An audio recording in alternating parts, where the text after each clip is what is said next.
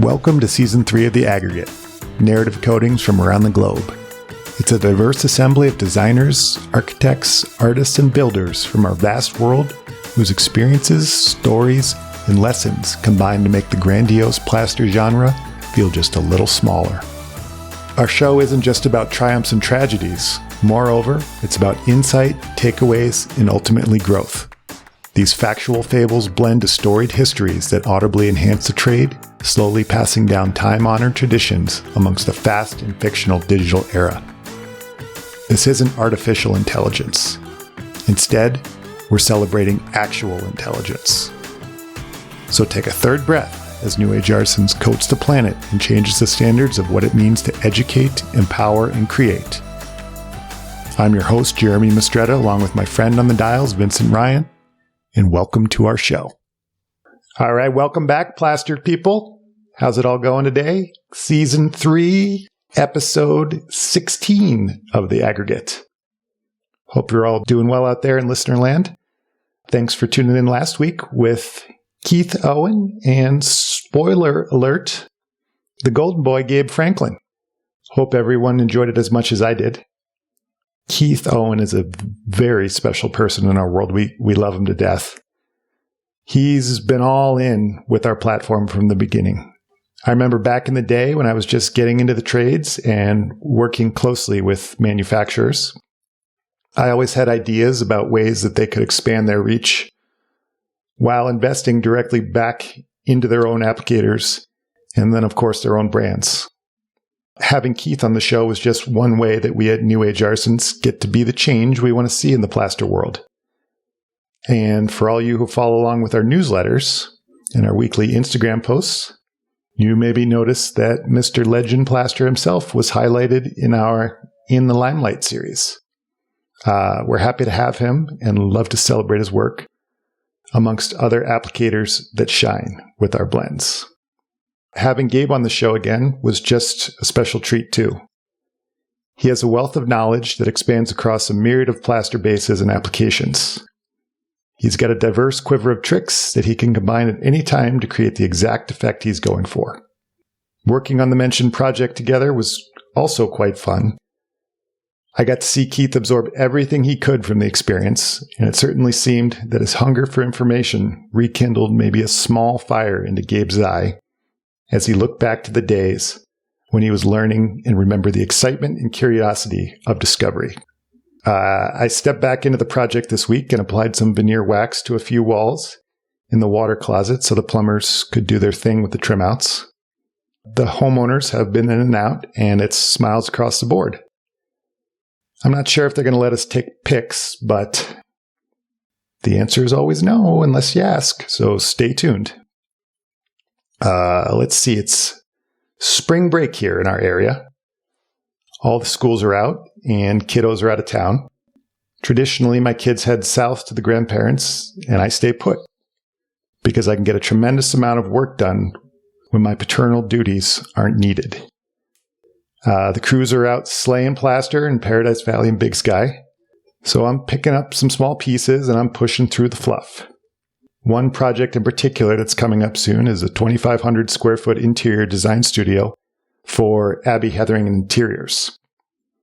Abby's done an incredible amount of design work around the country, and we're pleased that she trusts us to coat her walls of the common areas of her space. The place is right downtown, and I think it's generally a slam dunk, or a little bit of a chip shot of a project. But the space wasn't always this way. We've done a decent amount of prep work to get the walls to plane and the corners to flow the way Abby wants. The walls are expansive and they carry on about 50 feet in places until they beautifully taper with a gentle radius into the window and the door jambs. When we arrived on site, we saw that they stopped dead on a vertical stud.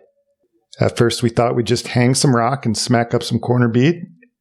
But Abby, like many designers, had some other ideas. She wanted the radius to be 3.5 inches. Because the building's almost 150 years old, each wall has its own level of character. No stock piece would work. So with the skill set of Gabe Franklin and the excitement of Keith Owen and a little help from our man across the pond, Mr. Phil Gacious, We created a telescoping jig that could coat tar paper and diamond lath with our lift blend. Spent a lot of hours moving the running rules with levels, adjusting the profile so the curves could taper in unison with the walls.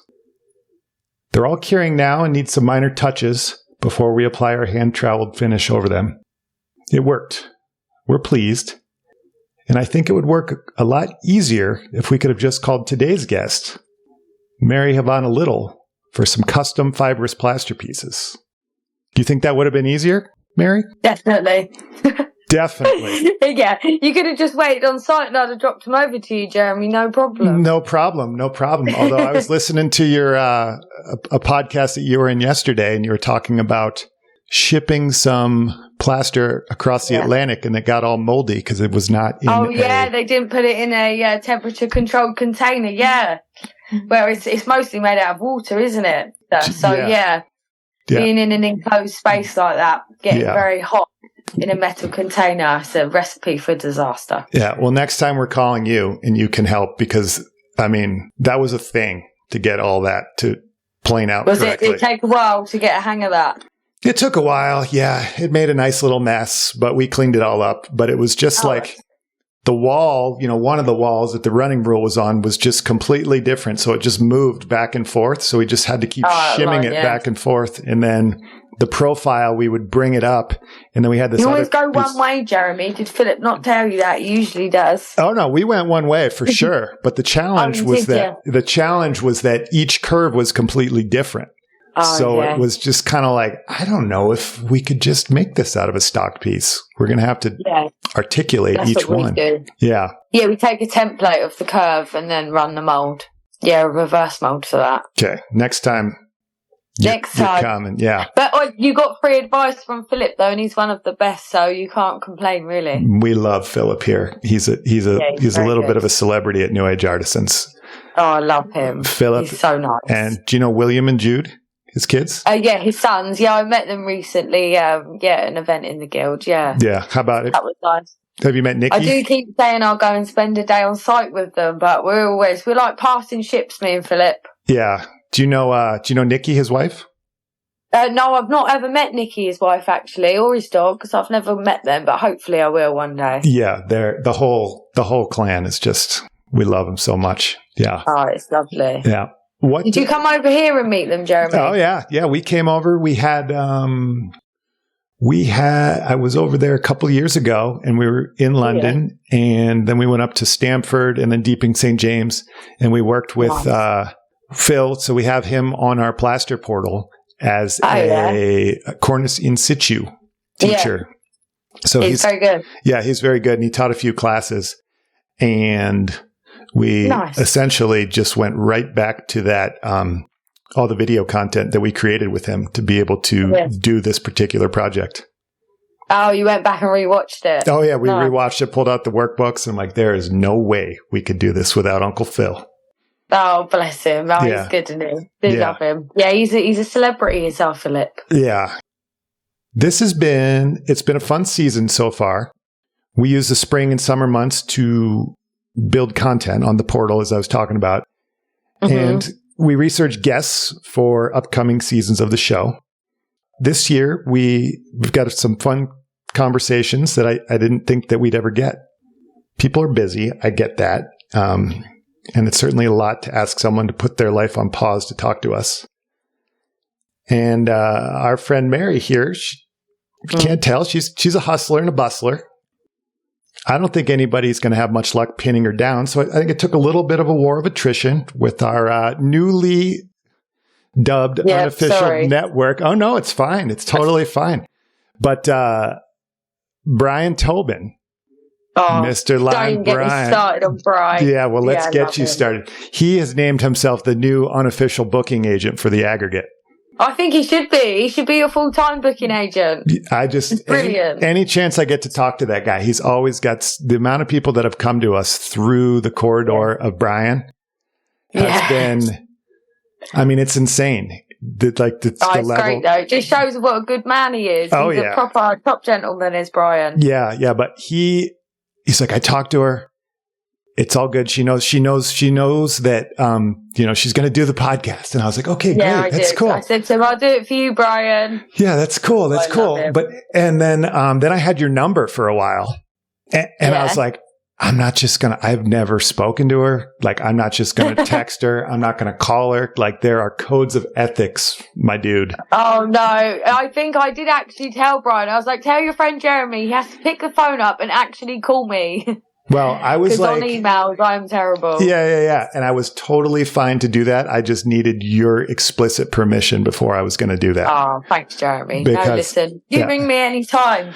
Anytime. The cold calls, I can't stand it when folks cold call. And I was like, I'm going to ask her for something, and I want it to be like the proper way. Proper way. Yes. The proper way. Yeah. Yeah, no, I appreciate it. Thank you. And I appreciate Brian as well for making the introduction. Very good man. But as I was saying, you're busy. Yeah, I'm a busy gal. Busy gal. Has it always been this way? No, not really. Yeah. I've always been busy because our family business is always busy.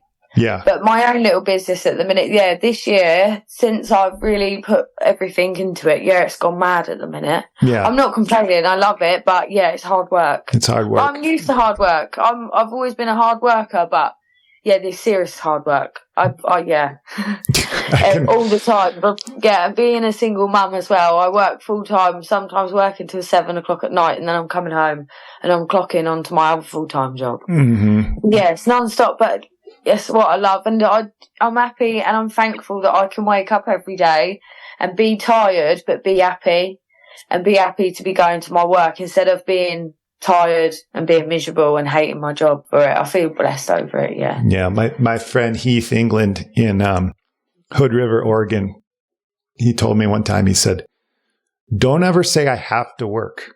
That's not good. Yeah. He said, you get to work. Yeah, you go to work. I've got to go to work. Yeah. That's what I always say. Even on a Sunday, I've got to go to work. But he was like, the fact that you get to work is one of the biggest privileges of your life. Like, of course it is. Yeah, 100%. And I always think now, 5 years ago, I dream of being where I am now. So I'm very thankful for it. Hell yeah. Nicely done. You mentioned earlier about working with your family. Which I can only imagine. We're gonna hop into that in a moment. But you grew up. Do you live in the same town, Surrey, that you grew up in? I still live in the same town. We live in our hometown. Yeah, always been in this area. I've lived in many houses in this area, but we've always had the one workshop. That's sort of always been our family hub. All our stuff's there, and it's always been there. And so that's my dad's workshop, and he taught me and my brother from kids. So my brother's like a master mold maker now, and I like to say I think I'm all right at casting and that. So I'm still learning every day, following the boys. But I love the family unit. But I also like having my own workshop now and having the space away from them. It's nice. Oh, yeah. I think they enjoy the break from me as well. Yeah, family is like such a thing. I can't even imagine. A weird one. Yeah. Yeah. Oh, you can have really, really great days, and then when you have really bad days, it can be bad because it's your family, so you tend to be a little bit extra moody and things like that. But no, we all get on all right. We're just hard workers, really. And it's nice because my dad and brother, they do most of the install. So they're always out every day anyway. So I'm in the workshop. I like to work by myself. Yeah, I'm a happy worker. As long as I'm alone, I'm happy. Nice. Yeah, I don't like working with others. Yeah. Were you always like kind of a crafty one as a young kiddo? Oh yeah, always outside. Me and my brothers and sisters, we was always outside, always playing. I was so into art and anything my dad liked, I liked. He brought us up looking at architecture and, always buying us little clay, and he'd be like, oh, make some clay models and stuff.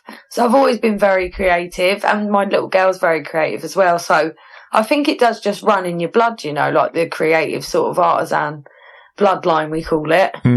Yeah. I look back at some of the things that I did when I was younger, and there was always kind of like this small little outside the box thinking that I had. Yeah, of course. We'd love fixing things and taking things apart and putting them back together. Yeah, we was an odd bunch, but that's what we was brought up like, always being put out in the garden and sort of being told to go and play. We wasn't sitting the TV, in front of the TV children at all. Yeah. Bless my mum and dad. They probably wish we was. I don't know about horses, that. Dogs, animals, anything like that. Yeah. Yeah. It was crazy. How about like any sort of traditional stuff? Like, did you do any sort of like extracurricular, like fun sports or anything as a kid, or was it always? Oh yeah, I was very into sports as a kid. Yeah, we had horses as well. So me and my sisters, yeah, we was big into horses, and I was into my sports a lot. I did running, netball, but my number one sport was rounders. Do you guys have rounders in America? No, what is rounders? It's a bit like baseball, actually. I think, yeah, it's like the equivalent to baseball. Well, it's probably not. Americans might shoot me for that, but you hit a ball and you run round bases. So I think it's like baseball, but we call it rounders. Yeah, yeah, that was my number one sport at school. I was really good at that. With like a legitimate bat and like an actual ball, or it's a bit. It's like half the size of a baseball bat. Okay, but it's like the same shape. Yeah, smaller. Sure, and it's a solid piece. Solid piece. Yeah, like a solid bit of wood. Smash the ball and then try and get round the whole way. Or you can stop and then, it's like the same as baseball. Yeah, and you got people on base to first baseman, second baseman. Yeah, people on bases to catch it, to get you out, yeah. Yeah, this just sounds like backyard baseball. Yeah, maybe, backyard baseball. So we was good at that. That was really big in England. No, that was like a big sport at school. Yeah. But yeah, I went to, so what happened with my school? I went to like a mixed school for a year and then I was out of school for 2 years. And that's when I went to work with my dad and learnt everything. Yeah, I was like sort of 12, 13 then. And then at around 15, I went back to school and they put me in an all-girls school. And that's where I got into my sports and my art mostly. Yeah. And I started getting into the plaster because I'd do plaster for my art classes and stuff. Because that's what was available to me and that's what I knew. So, and I was good at that. Right into the trades. You didn't have any sort of like other like young job? Any sort of like... Oh, yeah, God, I had loads of little jobs. Like my first job when I was 13, there was like a little miniature trading estate opposite our workshop. Yeah. And there was like a dog groomers in there and like a little florist. But my dad went and spoke to the lady over the road. I think he was sick of having me in the workshop because I was 13 at the time. I was probably really annoying to him when he was trying to get on with work. So he got me a little job at the dog groomers. So he used to take me up there on like a Saturday and during the week when I wasn't at school and I'd go and work with this lady and she taught me all about grooming dogs. And, nice. But I loved dogs, I loved animals. So it was good for me. Do you still? But I've had loads of little jobs. Do you groom Patsy, your dog? No, not anymore. She's a bit of a princess. She hates the groomers. She hates everyone, to be honest. So she's lucky if she gets a little bath, but she hates me for about 2 days after I do that to her. If she don't like going outside, she's a really grumpy little old lady, is my little dog. Yeah, I was listening to the podcast the other day and you were talking about how you don't like cats because you don't think cats like you. Yeah, they're rude to me, cats. Our cat Tigger. Yeah. Tigger's an asshole. That's what I tell my kids. I'm like, he's an asshole. Yeah, he is. Cats are always really rude to me, where dogs always love me. Like, I'm such a dog person. I'll be walking down a road and a dog will, like, pull their owner to just come and say hello to me. I love it. My little girl's like that, though. She's like an animal magnet. Wherever we go, she finds, like, an injured animal. Or, do you know, there's always something. Like, we go to the park and not so long ago found a pigeon with a broken wing, or she finds a frog or anything.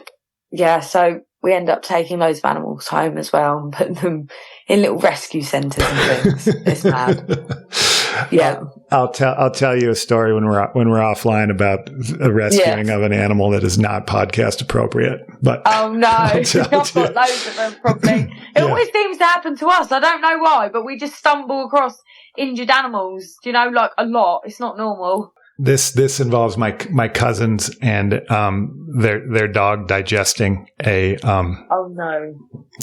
family rodent. Oh no, was it alive? It came back out alive, yes. Did it really? Yeah. That happened to my daughter's Siberian hamster and Patsy. Yeah. Well, she didn't swallow it, but I thought, what has she got in her mouth? I thought she had one of Tiger's fluffy hairbands, and I just saw these like little moving legs at the side of her mouth, and it took a minute like to register what was going on. Yeah. No, this was full digestion. Yeah. Oh my God. And then a regurgitation, and then it came back out alive, and then they made a trip to the vet, and I think they spent.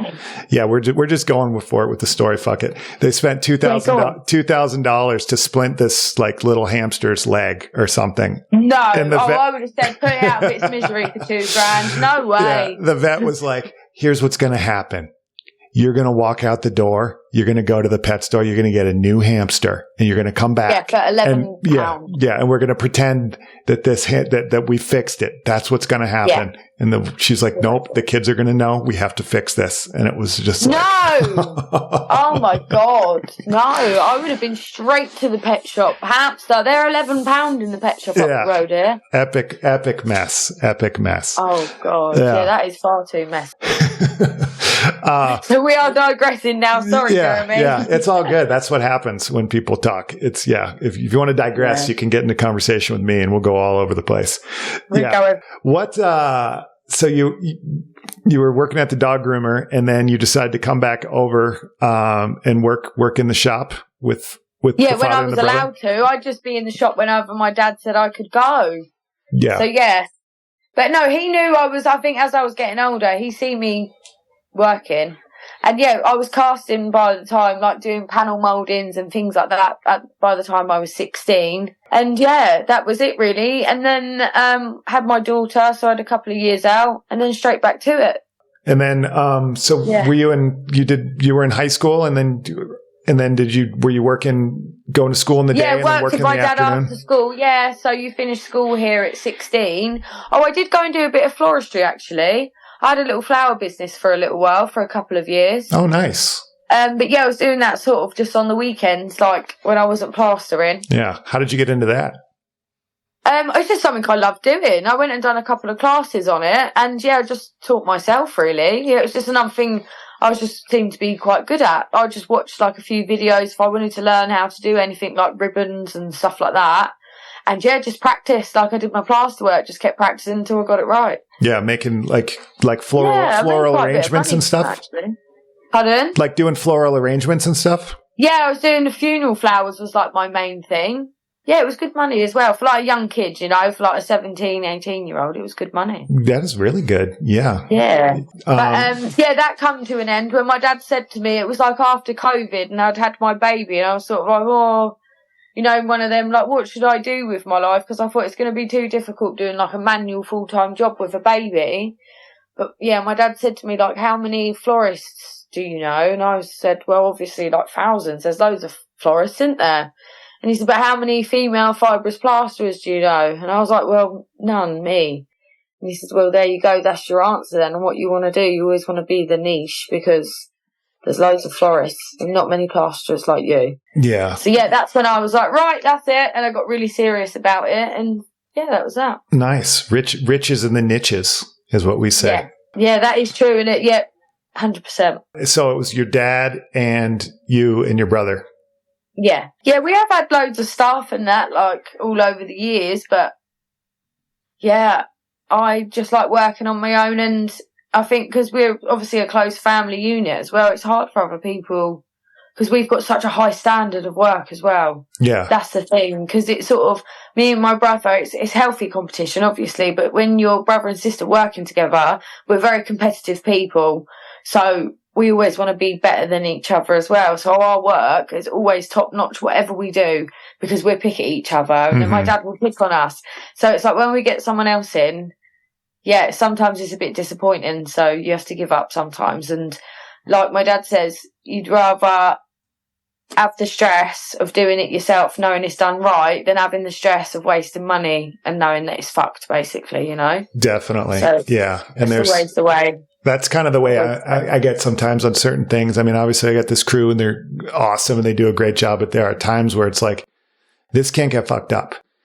And I want to do this because if it doesn't work out, I want to be mad at myself, not anybody else. And I'm going to get mad. You don't want to be taking it out on anyone else. And it's like, you can't Yeah, especially when you're hand making items, like quality items. People are paying a lot of money for this stuff. And my dad's always taught us, like, it's got to be quality and consistent quality. You can't have a few good ones and then some shit ones thrown in for good measure. So that's why if I start a contract, I'm finishing that contract, because that's my contract. They're all going to be the same. They're all going to be perfect. I know I've done my job.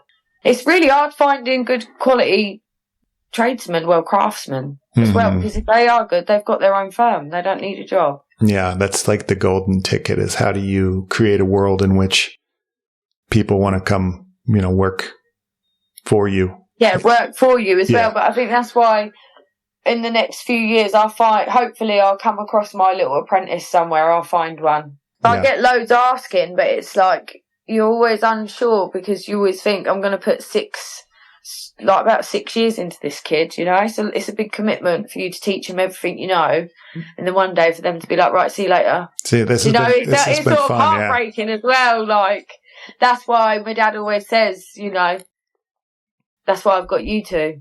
That's why I never needed an apprentice. I always think, he knew that we'd always sort of do it. He could see it in us. So yeah, he's happy with that. That's what I hope my daughter, she loves plaster, so maybe she'll go into it. Maybe she'll be my apprentice. Someday. But if she wanted to do something else, I wouldn't force her into working in a workshop in a cold yard. Yeah. But if she wanted to, of course she could. Yeah, she can do whatever she wants. She's in charge. That's it. Oh God, yeah, she's in charge. Yeah. Bloody hell. Let's take a brief moment's break and then listen to Vincent's beautiful voice. And then upon return, I want to get back into the day-to-day of the Fibrous plastering and your amazing life, because it is wildly interesting from my perspective. So I want to hear about it. Oh, thanks, Jeremy. It's crazy to me as well. Don't worry about that. I don't know how I get time to sleep. But yeah, it's good fun. Okay. We'll be right back. Hey team, Vincent here. Many have mentioned that plaster is having a moment. At New Age Artisans, we're happy about that, and add that plaster is the moment. As our world continues to spin faster and faster every day, this magical medium offers innate and constant beauty and commands us to engage our senses, giving us greatest gift of all, presence.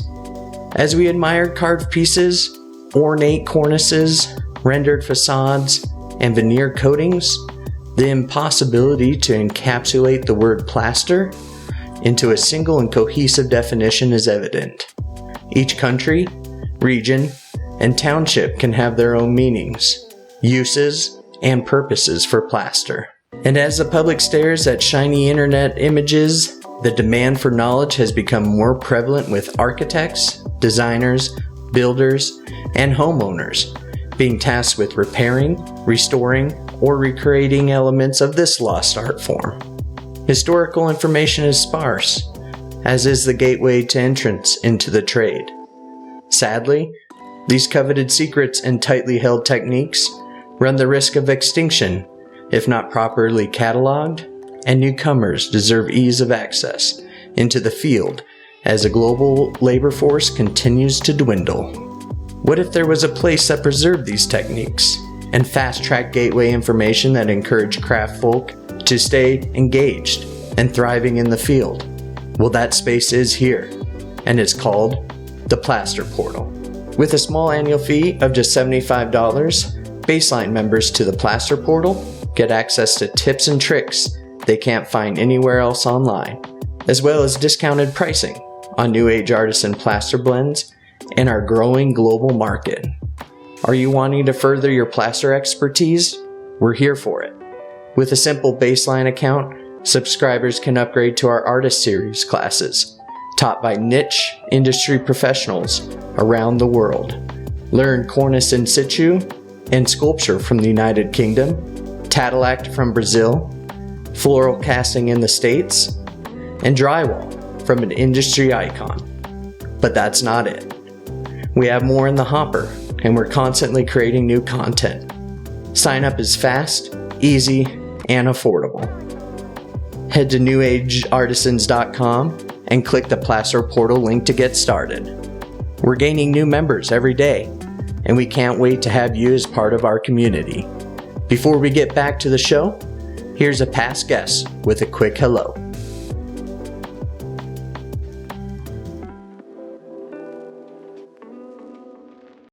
Hi, this is Toby Klanner from Ultrarise in Bali, and you are listening to The Aggregate.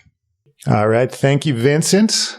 Love hearing your voice. You're not here today with me, which is very awkward to do this. Normally, you're looking across the computer screen at me, and it's making me feel a lot better knowing that you're there, and I'm just here all alone. So hopefully you're enjoying your trip to Utah.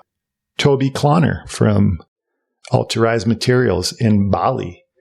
You ever been to Bali, Mary? No, I've always wanted to go, actually.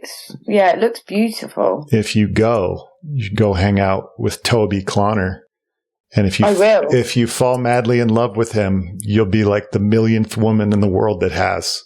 Really? Yeah. It doesn't happen very often, I've got to say. He has to be pretty special. He was on our show last year, and I think it was called Indonesian Altruism, a model example. He used to be a male model. Oh, really? I Googled him, and I mean, he was like all over billboards all over the world, Calvin Klein ads and stuff. Oh, and cool. Just insanely nice guy. But we aired his podcast, and many women commented when it was done. They said, does he have a significant other? I'm asking for a friend. It's like, come on, gal, shoot your shot. I think he might. Lovely. Yeah, I think he might. But they're upcycling materials from all over the world, all over Indonesia and Bali, and they are creating their own plaster blends. So they're taking all of the glass and they're using it for aggregate. And he's got artisans all over Bali that are putting the material up. So check it out. I'll have to follow him on Instagram, or someone can have a look at these works. Yeah, I'll send it over. But it's super cool. I'd like to. I love that, guys. Trying to reuse it, and it's great. Yeah, stuff. And on top of it, besides being just like dashingly good looking and wildly intelligent, the dude's so nice, so nice. Oh, that helps. Before the break, we were talking about your upbringing and working at the dog groomer, and finally just deciding after COVID it was time to make a decision. Yeah, I did. Yeah, I had a little baby at the time, so and that was it. I woke up one day and got to it. I'm going to be a plasterer. Yeah, well, I already was a plasterer, but I thought I'm going to take it really seriously. I'm going to take it seriously. I'm going to become one of the best. Yeah, so a little switch switched on in my brain and was like, you can do so much better with life. You know, there's so much more to life. And because now I had this little baby, I was like, there is so much more to life, and that was it. Yeah, it gets a lot different the second the kids come around. It totally changes your perspective on life, and you're like, it's not actually all about me. I know. I remember the moment it all changed for me, and it wasn't like necessarily my son's birthday. Like my son was born first. He was born in 2010. But it was more like, I remember walking down the alley and I was thinking about something, he was due in July. And I remember just instantly, like my entire focus changed that moment walking down the alley. Like I left my back alley, one person, and I got to the end of the alley. And my mind had completely changed on everything I was doing. And I tell people all the time, they're like, what's it like? I'm like, you see life in like a completely different color. Yeah, I totally get that. Yeah, it's like it was black, it's like black and white. It's just like wildly different the way that you see it with kids. Yeah, your whole thought process actually does like a little switch in the matrix in a way. Yeah. What, let's talk about the day to day day to day. What do you want to know, Jeremy? So like you leave your house, like what time do you get up in the morning? I'm up at between 6 and 6:30 in the morning. Okay. I used to be proper early, but now I do try and, I go to bed a little bit later. So, okay. Yeah. And then I get up and always take my daughter to school. I love taking her to school. Like that's my job. I'm her mum. First of all, so I make sure she gets school, and I'm straight to work. And then when you get to work, like what's first order of duty? Yeah, so like I was a cup of tea. Okay. Flick the kettle on, get all the lights on, get everything going. I put my boots on. In the winter, get my overalls on, get everything ready. Me and my dad, we have a conversation every single night. We always talk about what we've got on the next day. Or say if I'm on a big order, I'll just pick straight up and just get going straight away in the morning. And yeah, I love my job because it's always something different. And even if it's like, sometimes I wake up and if I'm on a big order, I quite enjoy that because it's weird to me, but this is the only way I can explain it. I can put my headphones in and I just become like a zombie for the day. I can be in my own little world. I can watch my TV programs, listen to all my favourite podcasts and just just become like a bit of a robot, just smashing out the same thing every day. I really like that sometimes if I'm tired. And then other days I've got, 20 different jobs to get on with or profiles to draw up or out in the van or, do you know? Yeah. But I quite like my favourite days are, like I just said, my zombie days, I call them, where I just put my headphones in and just get on with work and just go. Yeah. Just get on with it. Yeah. I love them. That's the days I get the most amount of stuff done because I just zone into one thing. Done. Yeah. How big are what would be like an example of a small order and what would be an example of like a large order? So I don't know, like I just had I had quite a big order go out today to York. That was my own personal order and that was quite big. It was like 22 bits of our extra large cornice, like they're massive. 11 other different cornices, like length of another cornice. And then I think there was 6 ceiling roses. And a few sets of corbels as well. So that was quite a nice little order. That went off to one place. But yeah, online, I mean, all the orders vary. Like from my little shop, if I, for instance, even my Instagram video that went viral of my Florentine ceiling rose, I got like 56 orders for that ceiling rose. You know, just over like a few weeks, maybe like a couple of months, they just kept coming every day. People were just ordering one because they obviously see it on the video and just wanted one for their house. So yeah, I get really small orders or I get really big orders and we get big bespoke jobs or big restoration jobs. Like, I'd love to be able to tell you about some of the jobs that I do get to go to, but a lot of them I've got to sign like NDAs for. And stuff. They're really fun jobs because obviously everyone wants that. It's interesting, isn't it? Mm-hmm. So yeah, I like them. And the film work as well. I love any job. I just love all my jobs. But yeah, everyday life is just seeing what we've got to make and getting the work done and getting it out the best of my ability. Yeah. And then how many things do you make are like recreations of an original, or like how many new profiles do you draw? That. Yeah, we do that lots. I say when we've got like a few busy weeks, it usually comes around winter time is when we get a lot of orders in for moulds and stuff because it's when everyone's sat indoors and they're looking up and they're like, oh, do you know, this needs doing, that needs doing. So yeah, it's usually more busier for like restorations than that in the winter, I'd say. But yeah, I reckon on a busy week we'll probably make about 5 moulds a week. And they can just be linear cornices, like straight runs, which is just sink and plaster. But then, yeah, we get a lot of big restorations as well. And we have to go and take the silicone squeezes off the ceilings if we can't get a bit down. And yeah, it's where a lot of our moulds come from as well. Or a lot of, replicas and restorations from over the years of doing this job. And then do you guys install too? Or is it all just fabrication? We do all the install. Yeah, my dad and brother are like the best install team.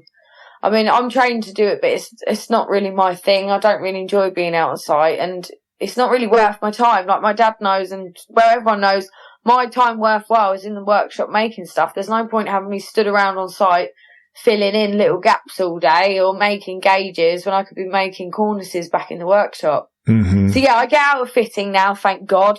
It is my worst. Yeah, it's the only thing I don't like doing. So describe to me, I mean, we did a job a year ago and it was all fibrous plaster where the walls kind of went up and then all the inside corners curved. Yeah, they went in a cove. Yeah. Yeah. So it went into a cove. So we had sheetrock and then there was like a little bevel where it kind of tucked into the cove. And then the same on the ceiling. Yeah. And I remember watching those guys, put it up and it was really pretty seamless to plaster. And when the time it was all done, there was no like starting or stopping points in all these rooms down in the basement. Yeah, you've got to get completely, invisible lines, invisible monsters. Yeah, it was really fun. Everything was cool except it's a very skilled, it's a very skilled job installing this stuff, definitely. Do they, are they using plaster on the back of it to get them to stick, or are they? No, we use a compound called AC100, which is CA120. I've got so many CA120 it's called. And yeah, it's a special fibrous plaster adhesive. Plaster, like so, and then obviously we sink screws into it because all of our stuff has got timbers. So yeah, you have to anchor it into the wall. And we key the wall up behind, obviously, as well. So the adhesive has something to bond to. And then are folks plastering over the top of these, or is it all kind of paint in place stuff? No. So, yeah, we love, obviously, fitting best for us is fitting on fresh plaster. That's the best bonding that you can get. Yeah. Otherwise, like I said, we key the ceiling up and stuff. So we just stick that on and then, fill it in. So you can't see any of the gaps in the miters or underneath it, no shadowing or anything like that. And come along and paint it as much as you like, do whatever you want with it then. And how about, how long do you let it cure before you ship or bring on site? To be honest, if we're fitting, my brother and my dad, they like to fit it green, we call it, so fresh. So they like to fit it green, so it's still got a lot of movement to it. Mm-hmm. So say we're going to an old property, you know what it's like, all the walls are out of line and it's all a bit wobbly. And if you get that stuff when it's not yet dry, it moves around nice, basically. You can sort of fit it in, whereas if it's really dry, it's almost like chalk, and the minute you try and fit it in somewhere, you're going to get... It's going to crack. Like... little crack somewhere. Yeah. So we like to fit stuff green. If we're shipping stuff though, we like to ship it completely dry because it's light as possible. Mm-hmm. Yeah, the water weights. Yeah, the water's gone. But you are better fitting this stuff green. Yeah. No doubt in my mind. And then once it's green, how long, and I'm just asking because of my last experience with it. So, I think that they put it up and it was pretty green, and then they're like, you got to get on it. Let's get this job moving. And I was like, man, I feel like this chip should cure. And they're like, just do it. And we put our veneer over the top, and then there was some cracking that came through over the top. Yeah, that's probably where your plaster wasn't, like you said, it's going to pull the moisture then out of your veneer, do you know? So do you guys normally wait a certain amount of time before finishing it, or is it kind of... it depends on the customer, do you know? Like, if we were on a job, my dad sort of says what goes, and that's what happens, you know? Unless the customer says, we want this really dry, then we always take it green. But it's up to the customer really, how they want to do it. We always say on delivery, if it's green, stick it, in a nice warm room. Just don't lay it down on the floor because of the moisture, and it will dry itself. But I make stuff and I get it out within like 12 minutes. It's red hot. I use hot water as well though, so it does go off really quick. Make it kick faster? Yeah, I like working fast because I don't like waiting. My dad's taught us how to do it the French way, which just means you aggravate your plaster as much as you can. You get it off so it goes off on your job, so you haven't got to wait to put your canvas on. You haven't got to wait to put your lathes in. Just get it done. Do you ever make it kick real fast with like dirty water or anything? Oh yeah, of course, all the time. Yeah, especially like little bits. Or if I've got to make like 20 bits in a day, I'm using when I wash my bucket out, I'll keep a little bit in the bottom and then use hot water on that, make it go for real quick. Nice. It all depends on the job. So, without going into too many trade secrets, because I don't want to push too much on that, but like this is what people hate about me. Yeah. Well, no, I get it. But like, give me like the 1-2 punch of like running a plaster mold. Like explain it to me like I'm 5 years old. Like how you're running a plaster mold. How do you want to start? What, from the beginning? However you want to present it. Your call. Well, so say we've got, so we pretend we've already got our profile cut out of zinc and nicely polished and everything. So we've got our profiles, and what I do next is what we call horsing up, which is when you make the running rule. Everyone's got different names in England, wherever you come from. Obviously, we're like Londoners, so these are what the words that I know. So we horse it up. A lot of people, we do it the French way a lot, which is we do it all by hand out of plaster. Obviously, for little moulds, that's fine, but if we're doing something bigger, then we'll make a proper box to fit the profile in. And then, so you make sure you've got everything nice and greased, everything perfect. You make sure your rule's in. And then if it's a big enough cornice, we core it out. So we go and get a bit of old shit from the yard, a bit of old cornice that's broken or something. Stick that in there, make your stuff nice and thick, and always let it sit. So I let it soak before I mix it. And we always hand mix. Never ever put anything mechanical near plaster. Well, do what you want, but I hate it. Like, it's just horrible. So we hand mix it and we let it sit till it's like a really nice, thick, like a thick Greek yogurt, I would call it. Yeah. I would compare it to baking because it's what everyone knows. And then, that's how we start. We build it up from there, get your nice thick Greek yogurt, go over it, run your rule over it to make sure you're all in, and then that's it, you're off. I see people with the brushes and they're like smacking it down on the, Oh, no, I don't do none of that. I make sure it's all in. There's no need for none of that. No, as long as you're prepared and you're done properly, you don't need to fuck about like that. Okay. The London rule is, like my dad's always said, you should only push your mould 7 times. Like, that's when you're a master plasterer. And I've never been able to make a mould in 7 runs. How about I'd like to say me and my brother are quite good, you know? What do you think on average is? Like, how many times you push it?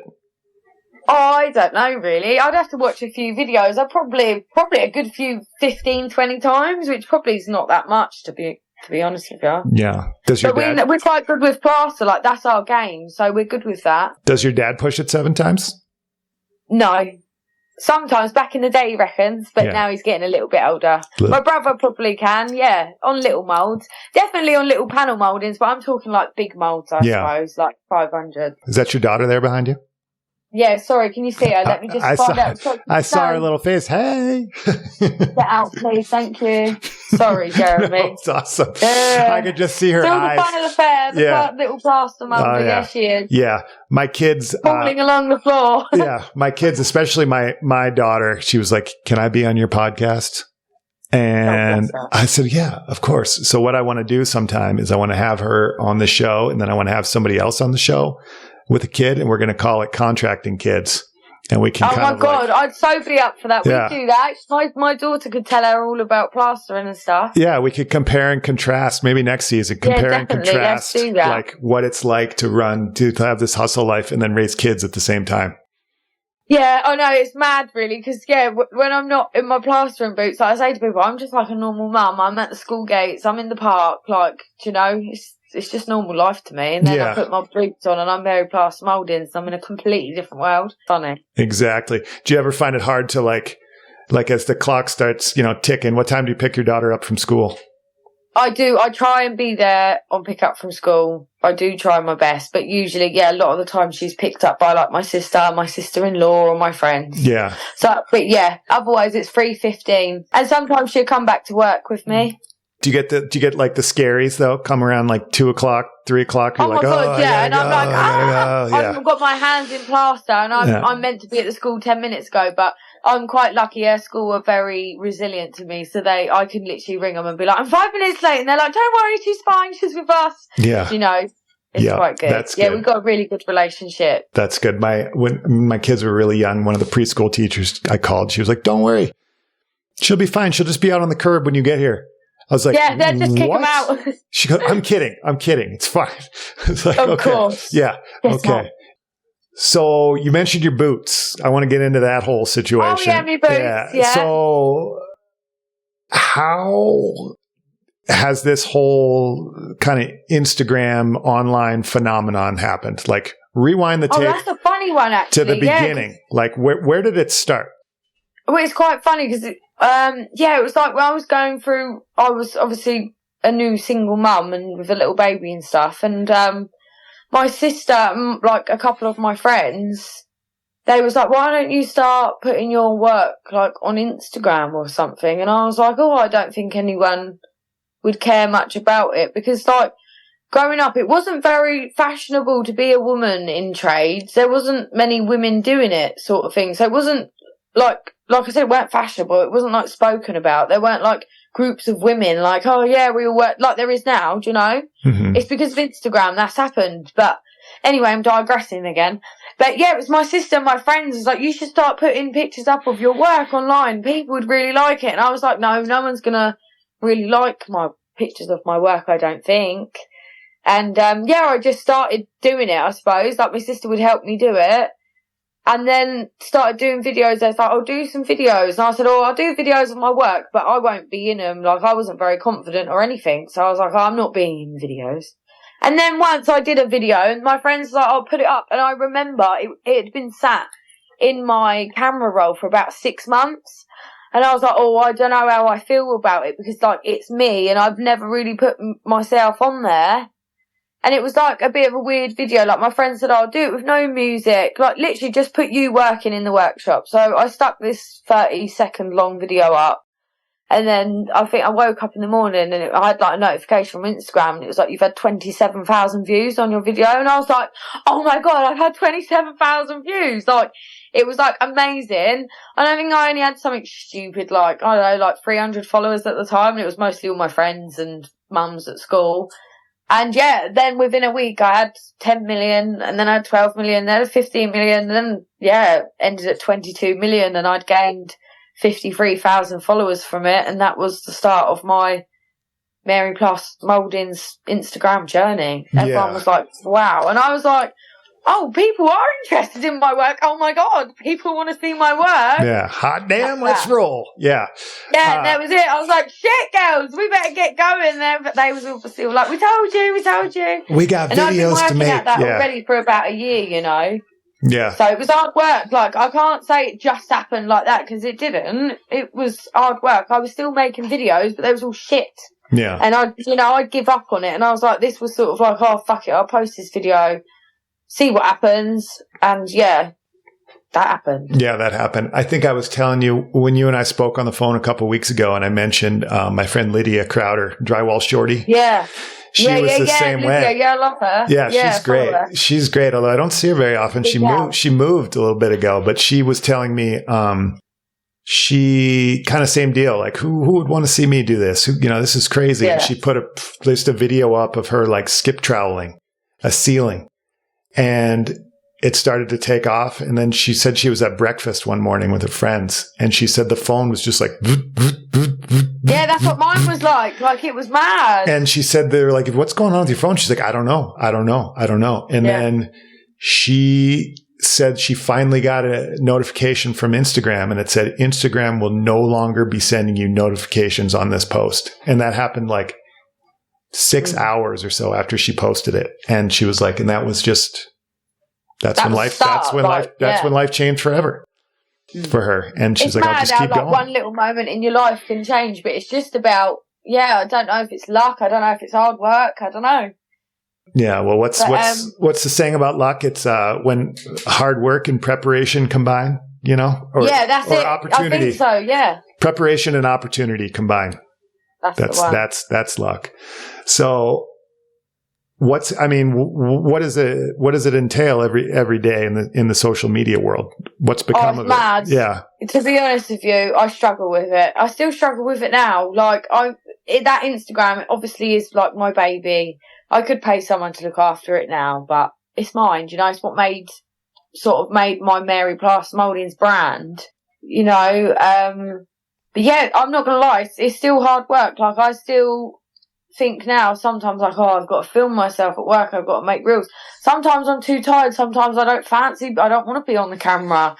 Sometimes you have bad days, but then you've got people there and they're like, oh, you haven't posted in a while, are you okay? And you're like, oh, these people, like, they just enjoy seeing my work. So yeah, I try and do as much as I can. I do try. I have got people now that deal with, like Theodora deals with sort of a lot of social media, and have a social media management team as well that do my social media jobs.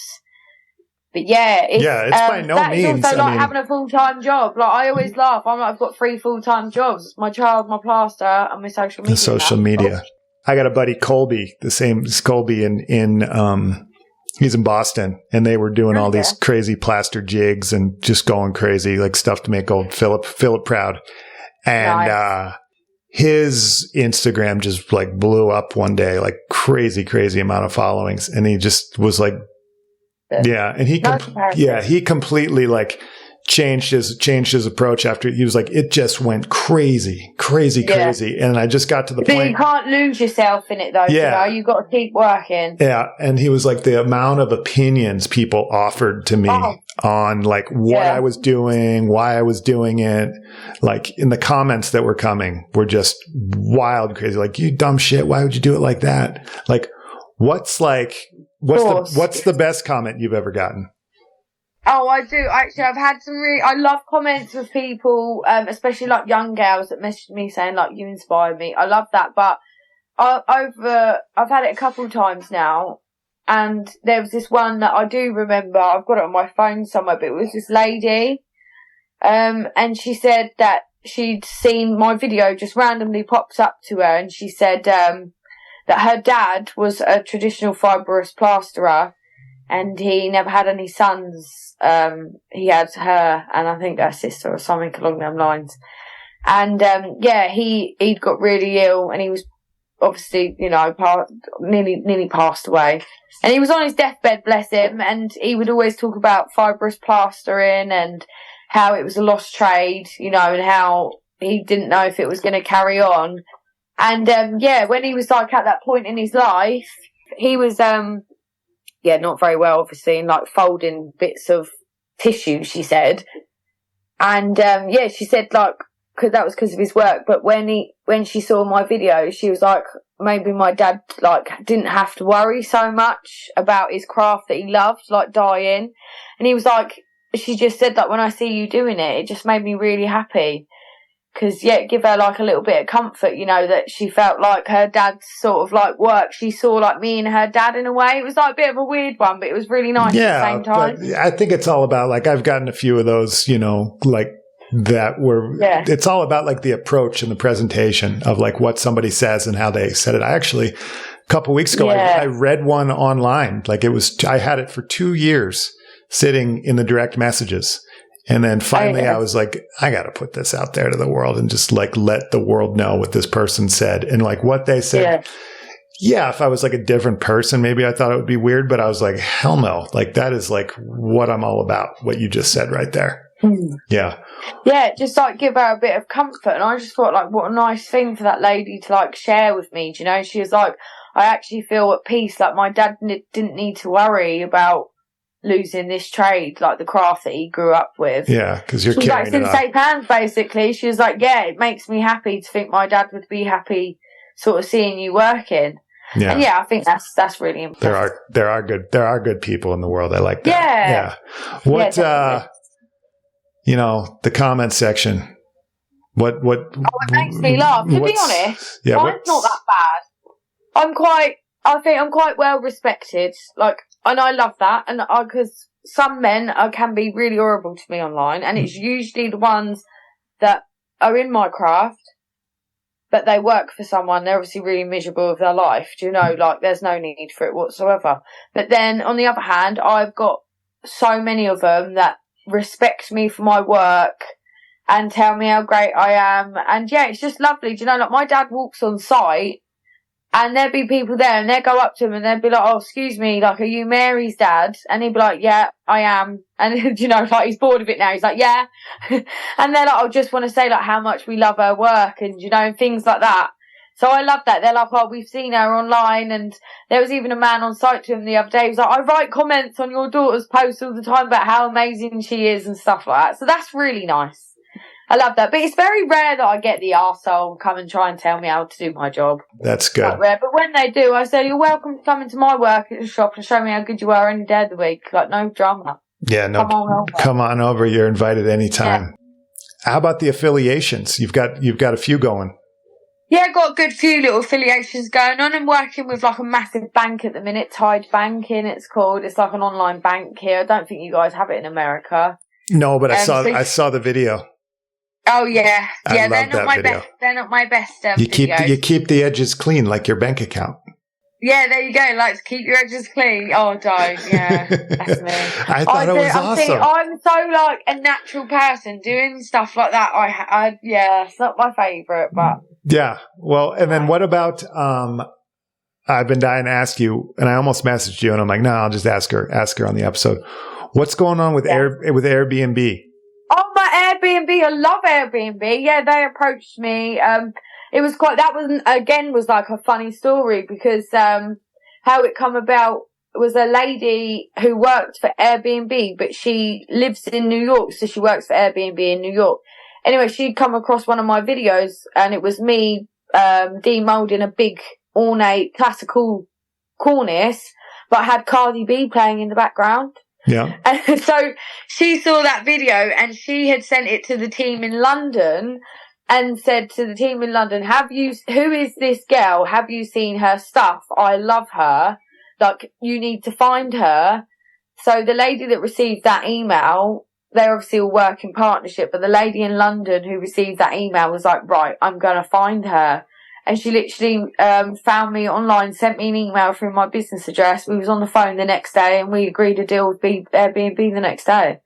And they was like, we need you. We want you. Like, we have to have you in the experiences because they're bringing it sort of back into London and they want to promote Great British tourism. So they like the idea of coming to me and make a British fibrous pasta piece. Oh, okay.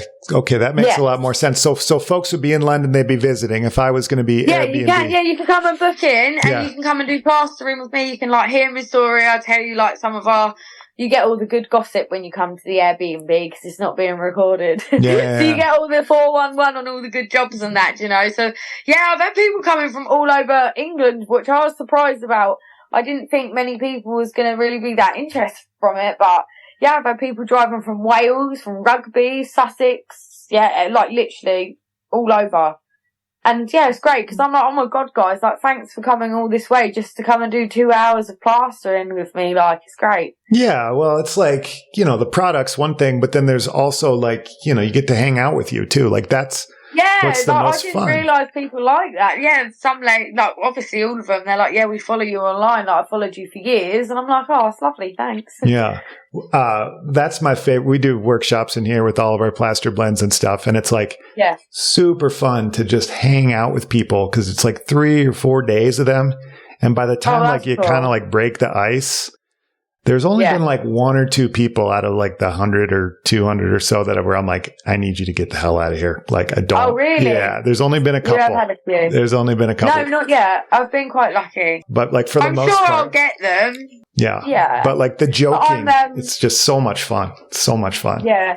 Yeah. I know. I do. I really like it. I do. I like it, to be honest. And I'm quite a high energy person. So what I like is that when everyone gets there, they're all very shy, very quiet. But then within 5 minutes, I start talking. Everyone's laughing. Everyone's joking. Like, we're all chatting amongst each other. Like, that's what I love about it. Bringing people together and giving them like a little bit of confidence. Mm-hmm. And yeah, that's just me really teaching the ways. Yeah, not all my secrets, obviously, but a few of them. No, just enough to keep it interesting. And what about we were talking earlier about the boots, and then I interrupted you. I'm sorry. Oh yeah, let's go the boots because the boots are noticeable. Like I see those online, and I'm like, what is up with those boots? And then come to find out the boots. Oh no, they sort of become part of the brand. How does that? Yeah. How did that happen? And how would one get a hold of the boots?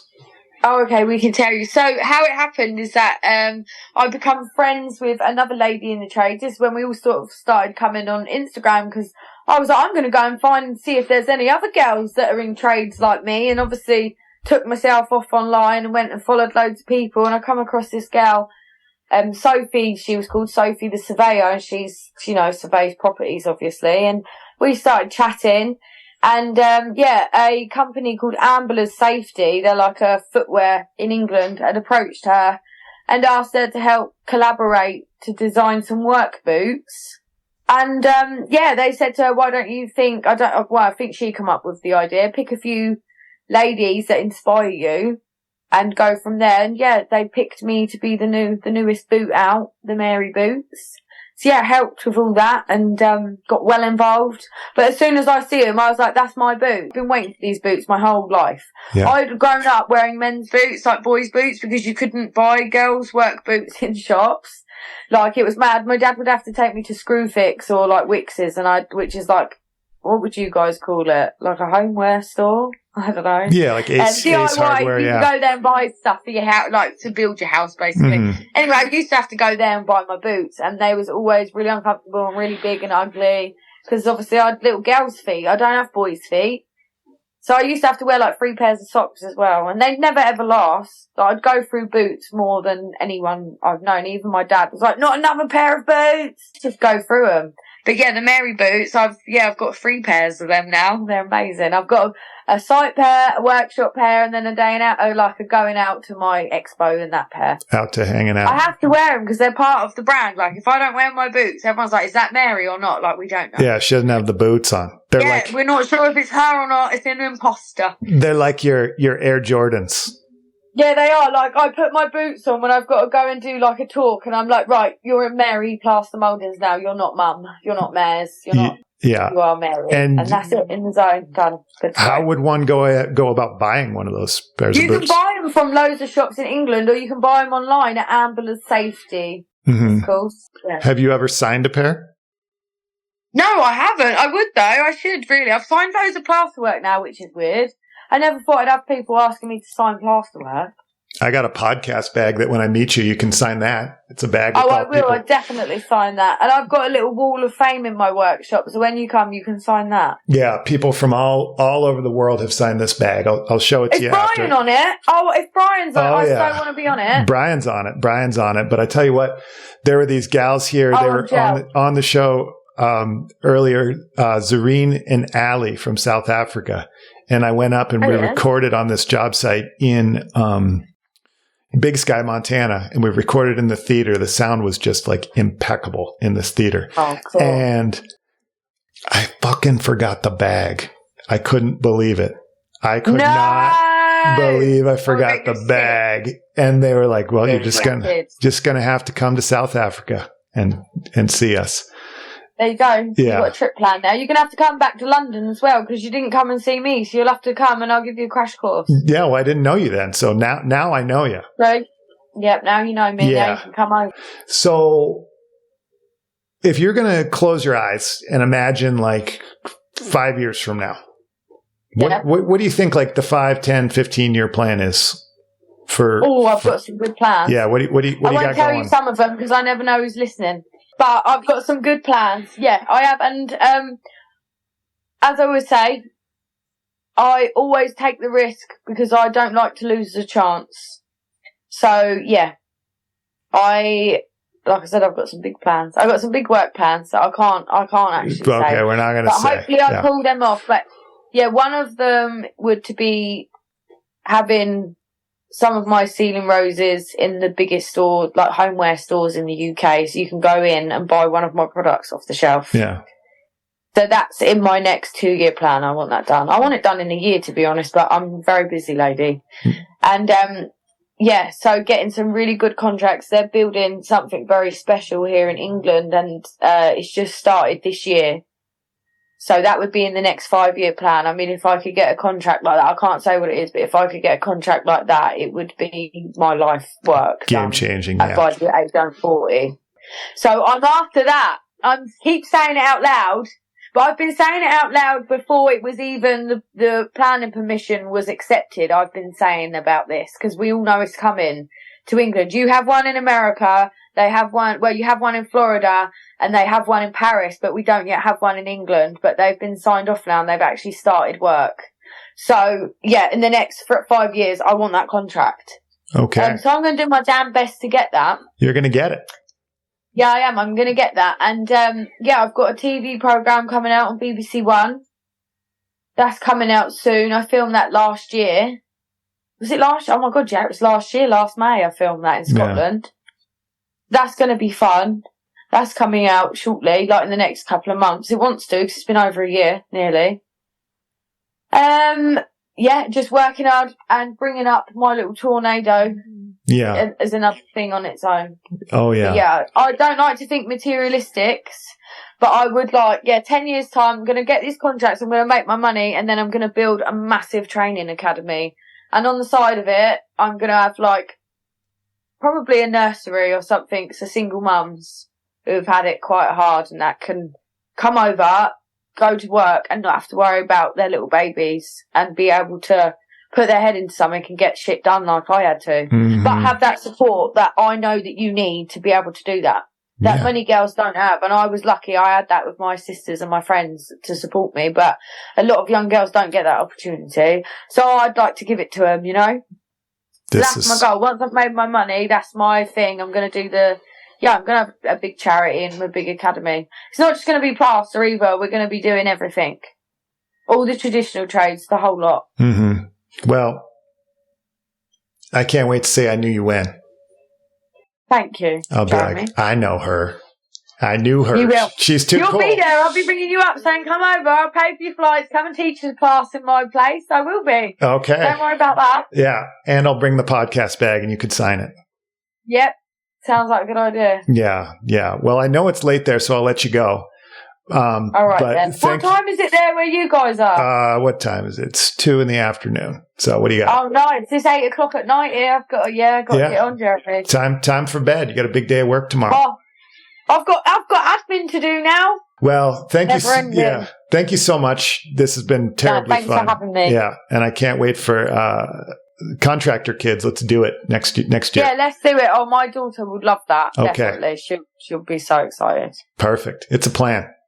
Yeah, thanks, Jeremy. Yes. And I really appreciate you having me on, and I can't wait to come over and see you guys. Sounds like a plan. It'll be perfect. Thank you. All right, nice one, Jeremy. Thanks for listening, everyone.